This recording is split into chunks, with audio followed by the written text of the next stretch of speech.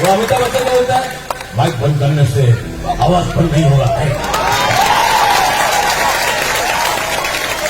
ये बुढ़ापा बहुत चीज कर सकता है, कॉपी भी कर सकता है, ये भी कर सकता है, लेकिन अपना पिपरा सा को धोखा नहीं दे सकता है हम लोग।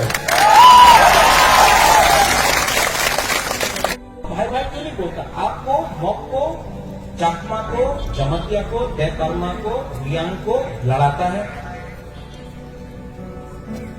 और इससे खानसा ढूंढता है। भाई भाई कौन?